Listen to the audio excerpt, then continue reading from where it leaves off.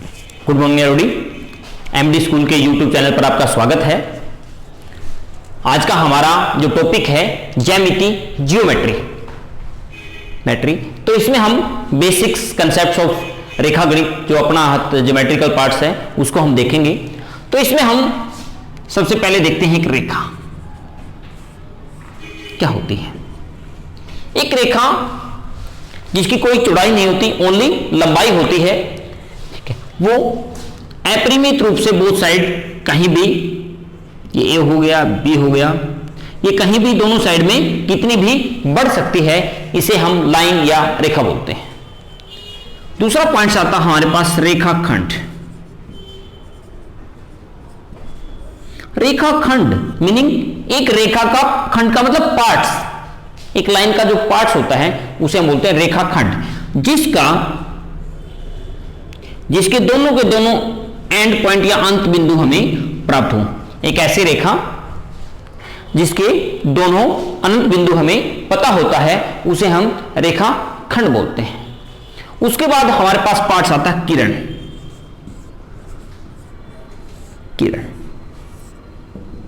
रे,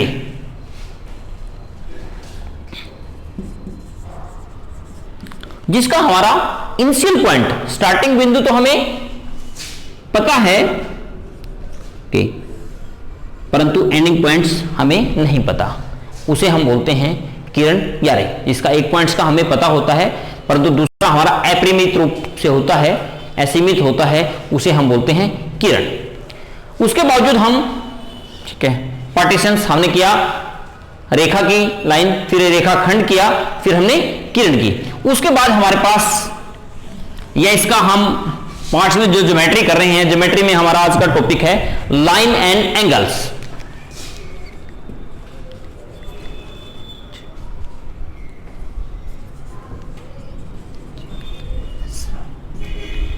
रेखाएं और कोण।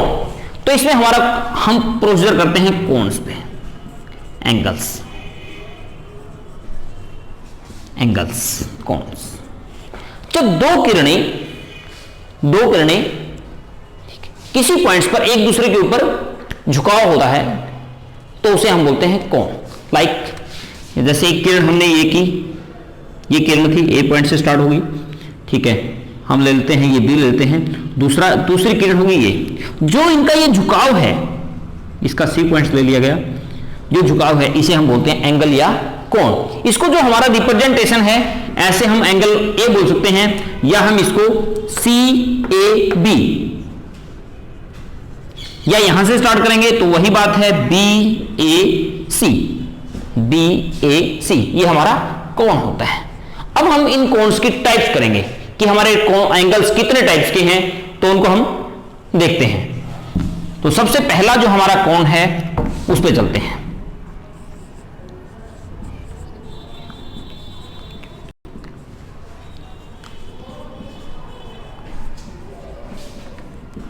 एक्यूट एंगल या न्यून कोण। जो हमारा एंगल 0 डिग्री से तो बड़ा होता है और 90 डिग्री से छोटा होता है। Greater than 0 but less than 90 are called on acute angle, न्यून कोण। लाइक कैसे होता है हमारे पास, ये प्रोसीजर हम देखते हैं। जैसे हमारे पास ये कोई वर्किंग है, ओ हो गया, ए और ये बी मान लेते हैं, तो ये एंगल है x मान ले, तो this angle will represent by acute angles. जो दूसरा हमारे पास एंगल्स वर्क होता है ऑब्ट्यूज एंगल,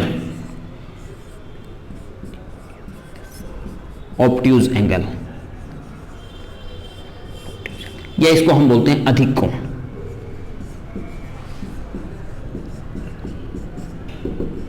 ऑब्ट्यूज एंगल या अधिक कोण नाम से ही रिप्रेजेंट हो रहा है। जो कोण हमारा 0 की बजाय हमारे पास देखो 0 से 90 था, तो यहां पे आ जाएगा 90 डिग्री से तो बड़ा होता है और 180 डिग्री से छोटा होता है। जो कोण हमारा 90 से तो ग्रेटर है बट 180 से लेस है, उसे हम बोलते हैं ऑब्ट्यूज एंगल या अधिक कोण। जो इसकी रिप्रेजेंटेशन है वो हम ऐसे देंगे, मतलब जो हमारा 90 है ना, 90 का जो पार्ट होता है उससे ग्रेटर होती है। ओ यहां पे ए दे दिया, यहां पे बी दे दिया। Angle A O B greater than होना चाहिए 90 से बट लेस देन होना चाहिए 180 से, are called down obtuse angle या अधिक कोण। हमारा हम पहुंचते हैं थर्ड पॉइंट्स पे, राइट एंगल।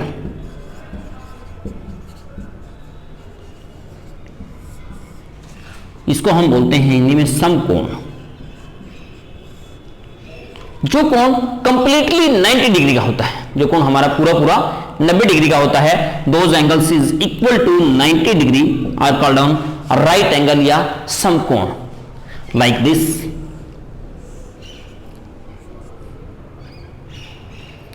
ओ ले लें या आप यहां पे ए ले लें, यहां पे बी ले लें, बिल्कुल ये बिल्कुल स्ट्रेट होता है, एक दूसरे के ऊपर परपेंडिकुलर होते हैं, लंबवत होते हैं, उसे हम बोलते हैं राइट। जो दोनों लाइंस हैं एक दूसरे के ऊपर परपेंडिकुलर हैं, इसी को हम बोला जाता है राइट एंगल। जो एंगल हमारा कंप्लीटली 90 डिग्री का होता है, या हम बोलेंगे angle A O B equal to 90 degree are called on right angle. उसके बाद हमारे पास आगे बढ़ते हैं,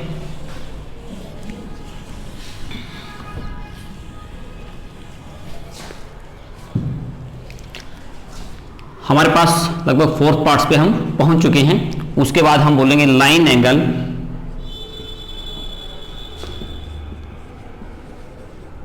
या स्ट्रेट एंगल। स्ट्रेट एंगल, इसको हिंदी में रिज्यूट कोण बोल सकते हैं, रिज्यूट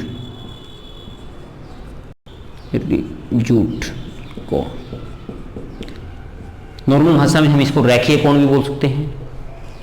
जो हमारा लाइन से एक स्ट्रेट एंगल से मीनिंग ऐसे रिप्रेजेंट कर जाता है,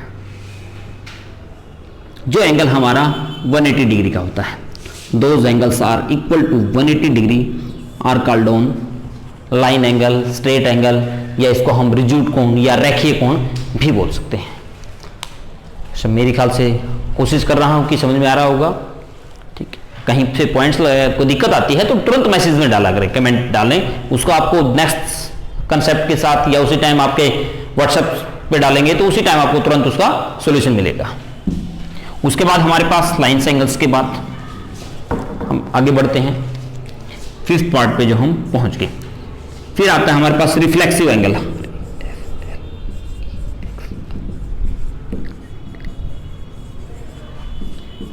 वृहद कोण, वृहद कोण, वृहद कोण, जो कोण एंगल हमारे पास 180 डिग्री से तो ग्रेटर होता है बट लेस देन होता है 360, बट 360 डिग्री से क्या होता है, कम होता है। लाइक हम देख लेंगे, जैसे ये पार्ट्स हो गया हमारे पास, ये ऐसे वाला पार्ट्स इस साइड का, जो हमारा ये पार्ट्स है, इस एंगल को हम बोलेंगे रिफ्लेक्सिव एंगल या वृहद कोण। जो कोण हमारा 180 से तो ग्रेटर होता है बट 360 से लेस होता है, वो हमारे पास है रिफ्लेक्सिव एंगल। उसके बाद हमारे पास जो 6 है कंप्लीट एंगल, कंप्लीट एंगल, या हम इसको बोलेंगे संपूर्ण कोण।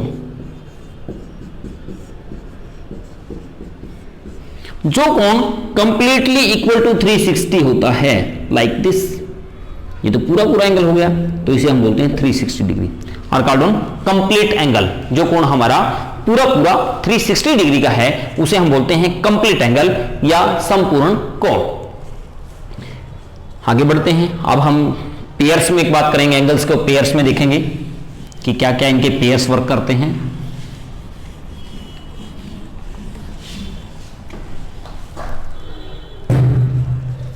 देखिए, उसके बाद हमारे पास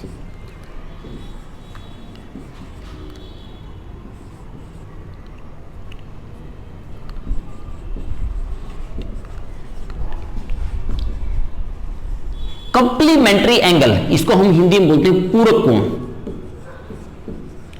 ये हमारे जोड़ों में भी वर्किंग होती है, मतलब एक पेयर में काम करता है।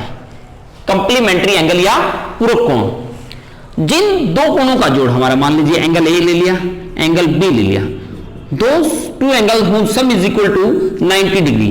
जिन दो कोणों का जोड़ हमारा 90 डिग्री के बराबर होता है उन्हें हम बोलते हैं पूरक कोण या कप्लीमेंट्री एंगल। मीनिंग मैंने एक एंगल ले लिया ऐसे, राइट एंगल है ये, ओके।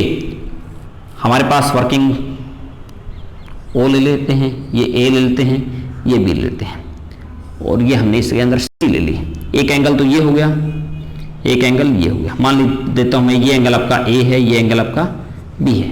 बट ये देखिए हमेशा जो आपका कप्लीमेंट्री एंगल होगा उसका इनिशियल पॉइंट, मतलब दोनों एंगलों का स्टार्टिंग पॉइंट कॉमन होगा, लाइक ओ, और उनके बीच में एक लाइन से ही उसको डिवाइड किया जाएगा, तो उसे जैसे ओ सी एक लाइन से उनको डिवाइड किया जाएगा दो एंगल्स में, तो उसे बोलते हैं हम कप्लीमेंट्री एंगल या पूरक कोण।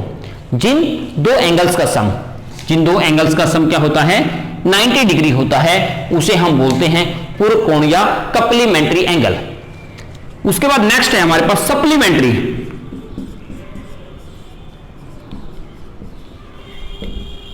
सप्लीमेंट्री एंगल, पूरक कोण था वहां पे हो गया समपूरक कोण, समपूरक कोण, समपूरक कोण। तो वहीं पे हमारे पास पॉइंट्स है, those two angles whose sum equal to 180 degree. जिन दो कोणों का जोड़ हमारा 180 डिग्री होता है उसे हम बोलते हैं समपूरक कोण या सप्लीमेंट्री एंगल, लाइक दिस। तो ये पार्ट्स हो गया, मैंने यहां पे ए ओ बी, क्योंकि आपको पता है एक लाइन एंगल है, पूरा 180 तो होता ही है, ठीक है।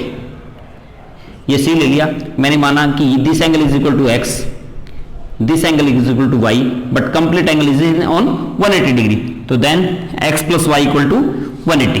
तो इसे बोलते हैं हम सप्लीमेंट्री एंगल या समपूरक कोण। यहीं पे कई जगह आपने देखा होगा कि लाइक जैसे आपको ऐसे क्वेश्चन दे देगा यहाँ पे कि ये आपका 40 है, तो पूछेगा कि मान लीजिए x की वैल्यू क्या है, तो हमें पता है कि ये this angle is equal to 180, या ये पूरे का पूरा एक रेखीय कोण है, या हम बोलते हैं एक रेखीय कोण के ऊपर जो दो एंगल्स में पार्ट्स में डिवाइड होते हैं उसे भी हम सप्लीमेंट्री एंगल बोलते हैं। तो हमारा ऑटोमेटिक ये हमारा 140 का हो जाएगा। उसके बाद हम नेक्स्ट पार्ट्स को फिर पढ़ते हैं। आसन कोण या एडजेसेंट एंगल्स।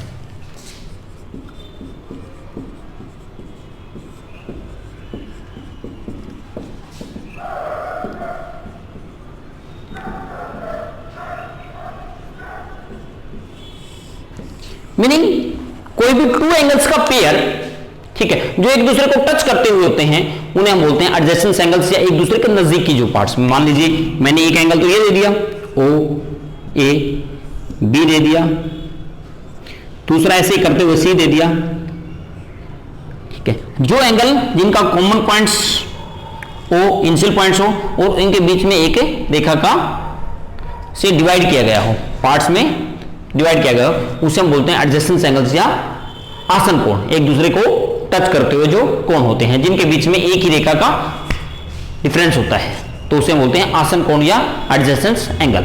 उसके बाद हमारे पास जो एंगल्स है vertical opposite angle. Vertical opposite angle, शीर्षाभिमुख कोण, शीर्षाभिमुख कोण, भिमुख, शीर्षाभिमुख कोण। जिन दो कोणों वर्क में शीर्षाभिमुख कोण मतलब two lines are intersect to each other, जैसे एक दूसरी दो रेखाएं एक दूसरे को प्रतिच्छेदित करती हैं, तो उनके शीर्ष तो यहां पे हो गया, इन दो लाइंस का, फिर यहां पे कट हो गया, फिर इन दो का, उनके विमुख, उनके अपोजिट एंगल्स, मैं यहां पे नाम रख देता हूं ए बी, एक ये सी डी का एंगल 1 और 2, फिर ये पार्ट्स को दे दिया मैंने, फिर ये पार्ट्स दे दिया एंगल 3 और 4, तो मैं लिखूंगा एंगल 1 इक्वल टू एंगल 2, या फिर angle 3 equal to angle 4, angle 4। तो इन्हें हम बोलते हैं वर्टिकल अपोजिट एंगल या शीर्षाभिमुख कोण। हमेशा याद रखो, चाहे लाइन आपकी ऐसे कट करी हुई हो तो भी this angle equal to this angle और this angle equal to this angle, मतलब जो उनके बिल्कुल आमने सामने के अपोजिशन में हो तो उन्हें बोलते हैं वर्टिकल अपोजिट एंगल्स। बट दोनों लाइंस कट जरूर की हुई हैं तभी बोला जाएगा वर्टिकल अपोजिट एंगल। उसके बाद हम आगे बढ़ते हैं।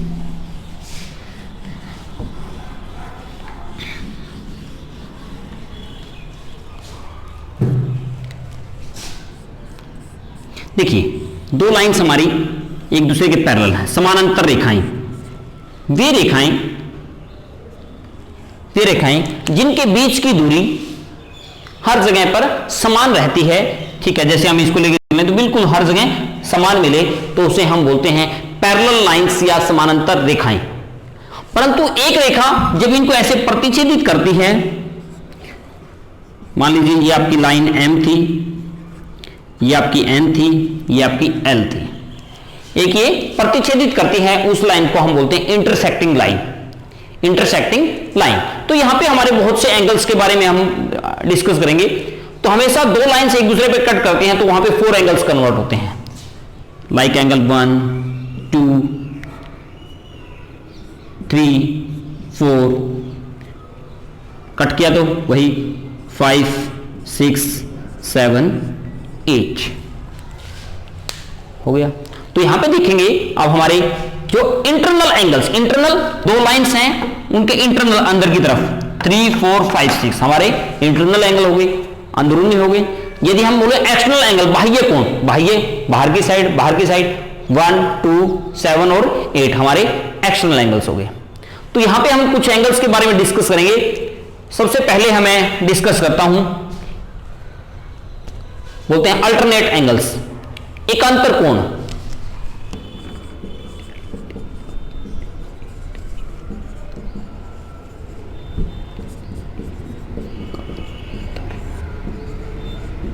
एकांतर कोण, अब यहां भी दो टाइप्स की वर्किंग होती है। एक तो होते हैं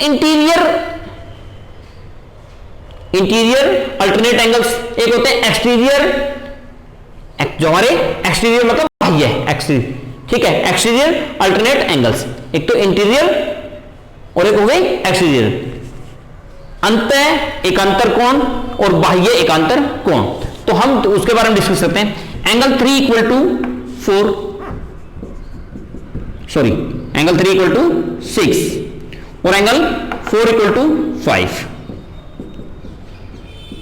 हम इन्हें बोलते हैं एकांतर कोण या अल्टरनेट एंगल्स, परंतु ये इंटरनल हो गई, इंटरनल। अब आपके पास बात आती है कि सर बाह्य कैसे बताया आपने, तो बाह्य देखिए 2 angle, angle 2 equal to 7, angle 2 equal to angle 7, ये हमारा एक्सटीरियर अल्टरनेट एंगल है। एंगल 1 इक्वल टू 8, यदि हम सर चेक करना चाहते हैं कि ये 1 और 8 इक्वल कैसे आए, तो ये भी हमारे पास नॉर्मल सा पॉइंट्स है। 5 equal to 8 vertical opposite angle, 4 equal to 5 alternate angle, तो 1 इक्वल टू 4 अल्टरनेट एंगल, तो 1 इक्वल टू ऑटोमेटिक भी 8 हो सकता है, ठीक है। देखो सही कहीं ना कहीं जो हमारे प्रमेय हैं इन्हीं में से क्लैश करते हैं, तो वो हमें ध्यान रखना पड़ेगा, पहला पॉइंट्स। फिर उसके बाद हमारे पास कोरस्पोंडिंग एंगल्स, संगत कोण, वही अंतर संगत कोण भी होते हैं और बाह्य संगत कोण, internal corresponding angles and external corresponding angles. तो अब हम उनकी बात करेंगे वो कैसे हैं। देखिए इस साइड थोड़ा सा स्पेस कम कर लेते हैं कि आपको ध्यान रहता रहे। ये M है और ये हमारा N था। मैं लिखूंगा यहां पे angle 3 plus angle 5 equal to 180 degree, या एंगल 4 प्लस में एंगल 6 इक्वल टू 180 डिग्री। इसे हम बोलते हैं इंटीरियर कोरस्पोंडिंग एंगल्स या अंतः संगत कोण, अंतः संगत कोण, अंतः संगत कोण, इंटीरियर कोरस्पोंडिंग एंगल्स। उसके बाद हमारे पास ये वर्किंग हो गया। मैं लिखूंगा एंगल जो 1 है, वर्किंग हो गया, इक्वल टू एंगल 5, एंगल 2 है equal to angle 6, corresponding angles हैं। ओके, फिर हम यदि बात करें तो एंगल 1 प्लस में एंगल 7 इक्वल टू 180 लिख देंगे, और एंगल 2 प्लस में एंगल 8 180, ये अंतर था तो ये बाह्य हो गया, बाह्य संगत कोण, एक्सटीरियर कॉरस्पॉन्डिंग एंगल्स। तो यहां पे वर्किंग है।